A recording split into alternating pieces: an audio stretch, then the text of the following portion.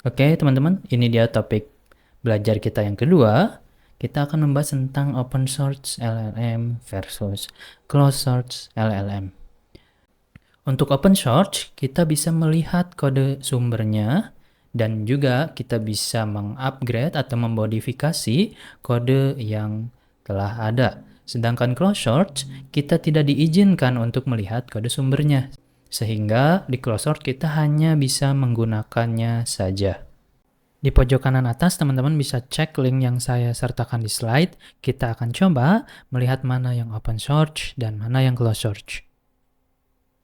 Ini dia website yang akan kita gunakan. Kita oke saja. Lalu di bagian atas, kita akan menuju ke menu leaderboard.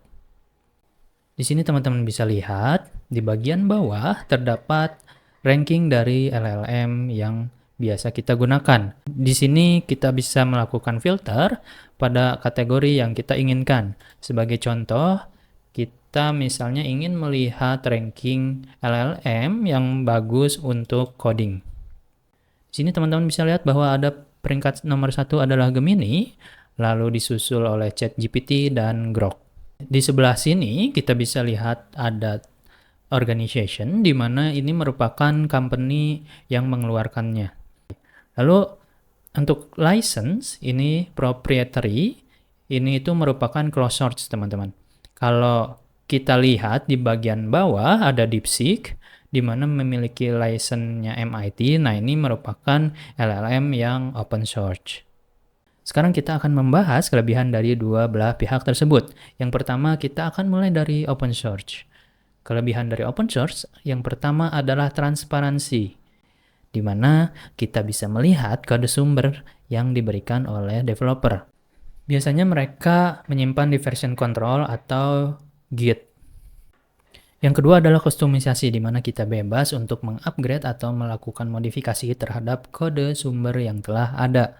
Yang ketiga adalah biaya, di mana biasanya open source ini teman-teman tidak perlu bayar atau gratis.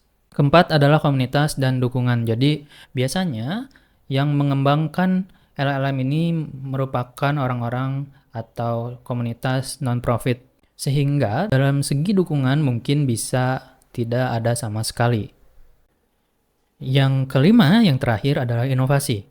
Keterbukaan source code bisa atau memungkinkan kita sebagai pengembang untuk berinovasi dan mengembangkan kode sumber yang telah ada.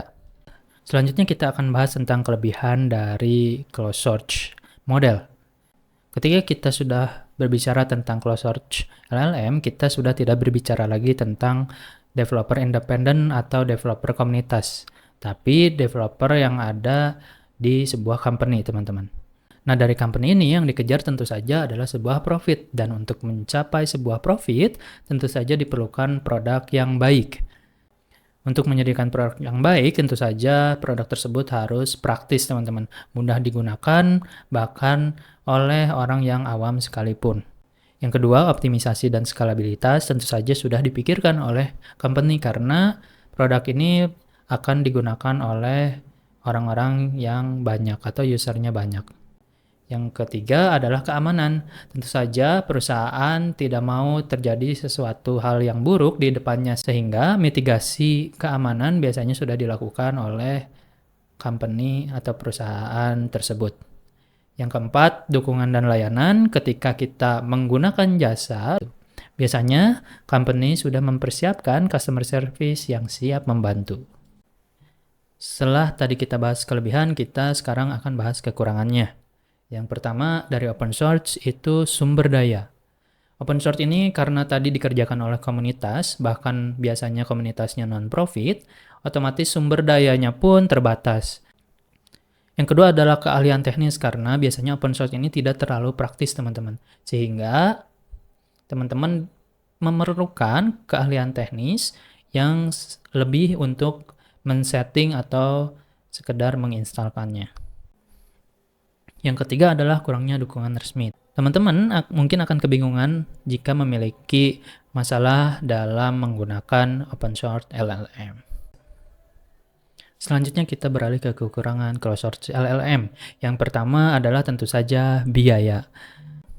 Karena biasanya LLM ini dikembangkan oleh perusahaan dan memang mereka menyediakan jasa atau menjual jasa LLM ini, otomatis kita harus membayar lebih untuk menggunakan jasanya.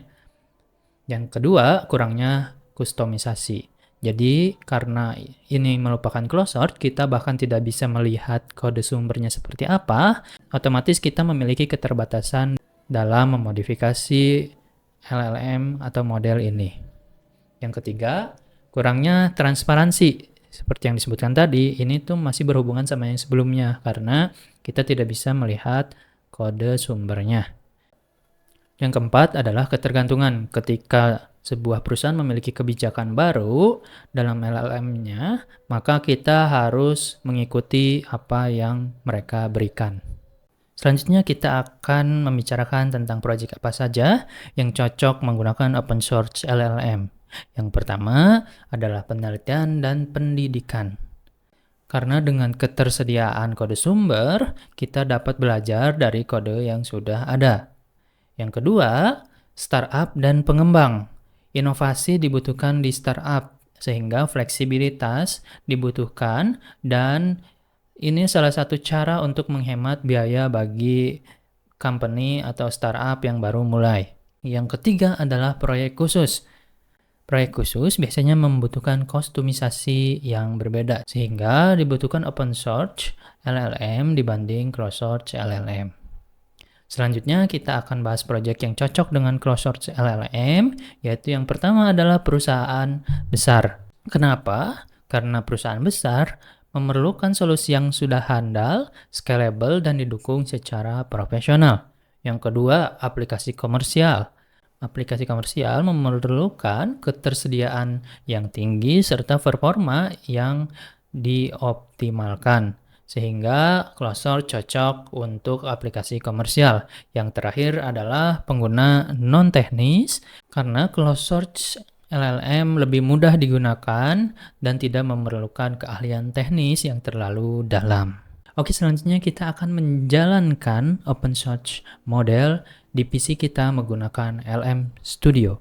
Hal pertama yang perlu teman-teman lakukan adalah coba buka link LM Studio yang saya sertakan di slide.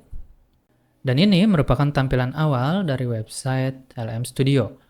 Teman-teman silahkan download sesuai dengan operating systemnya masing-masing. Setelah teman-teman berhasil mendownload LM Studio, silahkan install seperti biasa. Oke, proses instalasi sudah selesai dan kita akan coba jalankan LM Studio. Oke, ini dia tampilan LM Studio, teman-teman. Teman-teman bisa klik My Model, lalu teman-teman klik Search. Kita akan coba untuk menginstalkan salah satu model yang open source, yaitu DeepSeek. Di sebelah kanan, teman-teman bisa perhatikan bahwa ada 7B. Ini merupakan 7 billion dataset yang dilatihkan terhadap model ini. Semakin besar atau semakin banyak datasetnya, maka semakin besar pula size modelnya. Di sini, ketika kita klik, teman-teman bisa melihat bahwa ada beberapa opsi pilihan, di mana ini merupakan quantization, teman-teman. Quantization ini adalah kompresi, teman-teman. Analoginya seperti video, teman-teman. Ketika kita menonton video dengan kualitas 4K, maka hasil dari gambarnya sangat jelas, tapi size dari video tersebut akan sangat besar. Ketika kita melakukan kompres dari video 4K misalnya menjadi Full HD, maka kualitasnya akan menurun dan size-nya juga ikut mengecil. Sehingga ketika kita hanya memiliki komputer yang tidak terlalu canggih, kita tetap bisa menjalankan model-model yang ringan. Langsung saja kita coba download. Saya baru aja selesai download dan kita akan coba untuk meload modelnya. Oke teman-teman, ini dia tampilan chat untuk interaksi dengan LLM yang sebelumnya telah kita instalkan. Kita akan coba tanyakan, halo, siapa Anda? Nah ini dia minusnya ketika kita menggunakan parameter yang kecil itu kadang-kadang jawaban yang direspon dari si LLM-nya itu halusinasi teman-teman. Nanti kita akan coba lagi ngobrol dengan LLM yang telah kita instalkan. Selanjutnya kita akan membahas tentang konfigurasi yang ada pada LLM. Di bagian atas terdapat logo gear atau setting, kita coba expand. Di sini teman-teman bisa lihat bahwa ada context length. Context length ini merupakan token maksimal yang dapat diterima oleh model tersebut, di mana di DeepSeek ini maksimalnya adalah 131.000 token. Ketika kita nanti melebihi token ini, seperti yang telah kita bahas sebelumnya, maka input atau prompting kita akan terpotong dan respon yang diberikan oleh LLM itu juga tidak akan kurang baik lah. Di sini teman-teman bisa melihat ada GPU offload atau CPU thread pool size.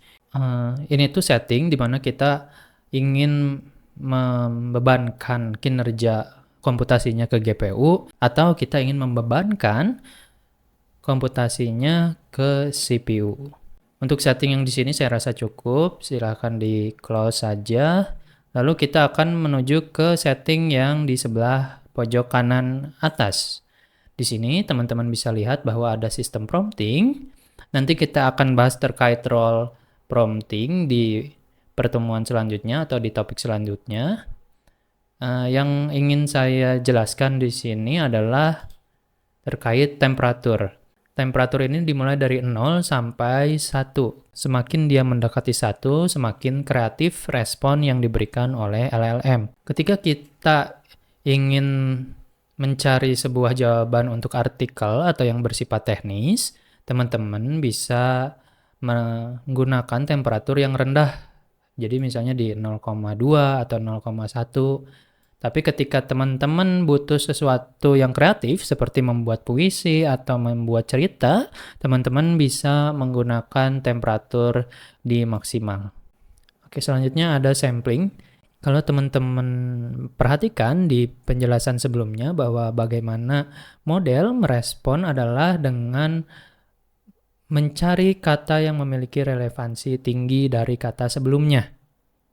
Nah, TopK ini akan mengambil 40, karena ininya 40 kata dengan relevansi tertinggi dari kata sebelumnya.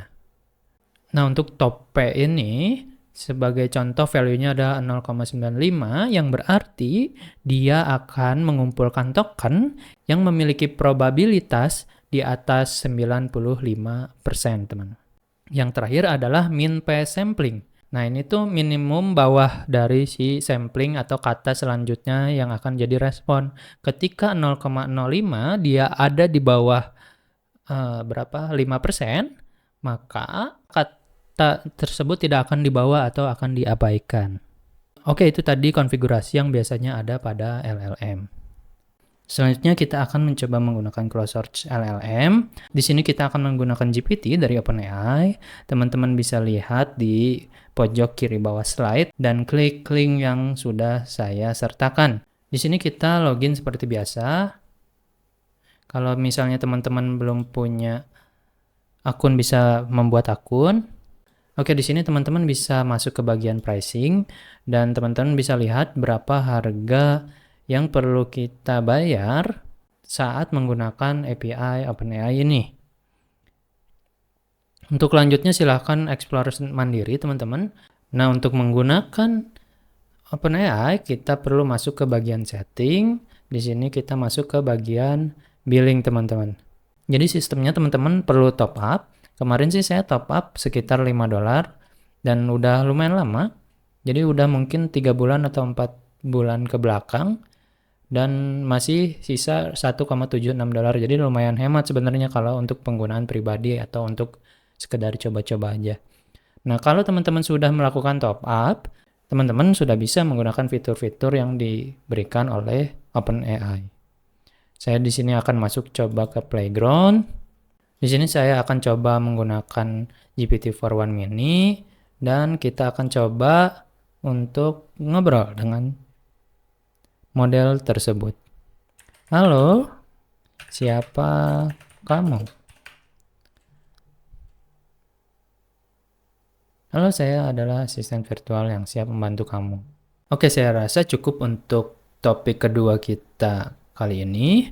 Sedikit poin-poin penting yang sudah kita pelajari di topik ini. Yang pertama adalah kita sudah mengenal apa itu open source dan closed source, lalu kita melihat kelebihan dan kekurangannya.